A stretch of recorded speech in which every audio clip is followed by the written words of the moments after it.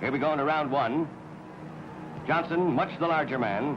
On July 4th, 1910, in Reno, Nevada, an audacious black heavyweight champion was to defend his title against a white man. It was billed as the fight of the century.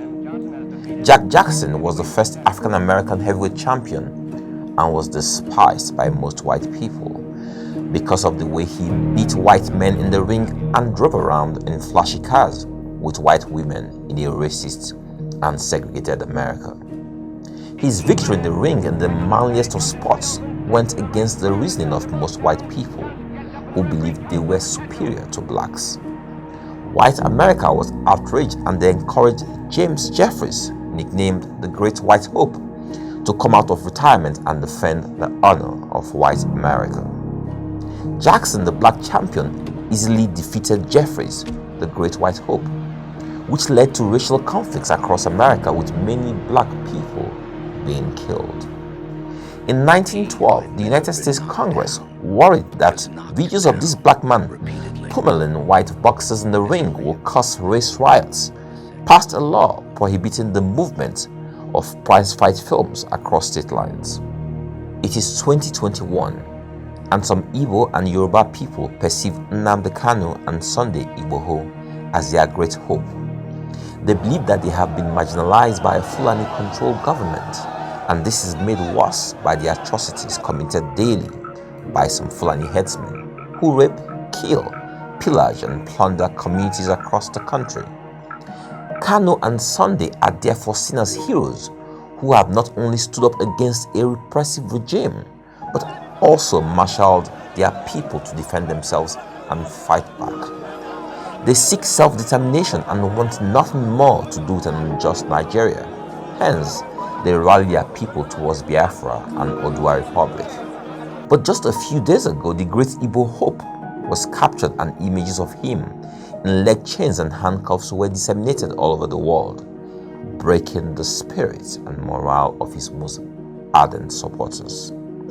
This was made worse when the Attorney General of the Federation, in an act most bizarre, addressed the nation first in Hausa language to announce the capture of Nnamdi Kanu. This seemed to suggest to most people that he was telling the Hausa Fulani people that their greatest foe had been conquered.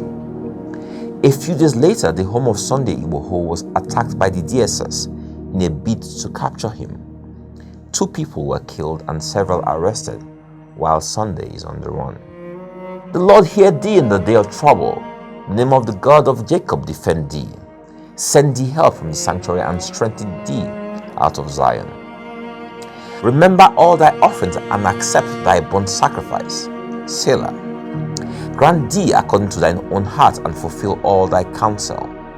We will rejoice in thy salvation, and in the name of our God we will set up our banners. The Lord fulfill all thy petitions. Now know I that the Lord saveth his anointed. He will hear him from his holy heaven with the saving strength of his right hand. Some trust in chariots and some in horses, but we will remember the name of the Lord our God. They are brought down and fallen, but we are risen and stand upright. Save, Lord, let the King hear us when we call. I want to encourage you all in these trying times. It appears the enemy is on rampage all over the world.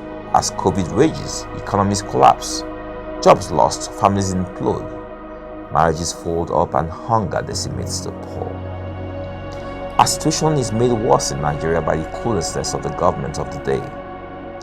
They are at war on multiple flanks, but rather than rally the people together, they divide them. Rather than show love and empathy, they act like a conquering army against their own people. Who will speak for me, you must ask. Who will help me? Who will save me? The despair is palpable everywhere. It seems like there's nothing to be cheerful about. This beautiful psalm puts things in context for us. We will not trust in horses and chariots. We will not trust in mere mortals as our great hope. We will not trust a government made up of flesh like us. We will place our hope and trust in God. He is our only champion. He is the great hope. of the human race. Despair not, faint not, God lives. For this reason he walked to Calvary. For you he bled joyfully. The work of Calvary can never be in vain. Situations, trials, and tribulations will always be seasonal, but the blood that was shed at Calvary is permanent. 1,000,000 Buharis can never steal your joy. 100 variants of COVID cannot affect God's plan for your life. A depressed economy cannot oppress you. This is the testimony of the anointed.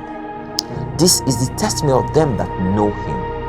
God will deliver his people. That's a sure promise. God will make an open show of your enemies. This is guaranteed. No government can break our backs. No arrest can shame you. Raise up your head and rejoice. God's Calvary is on the way. God bless you all.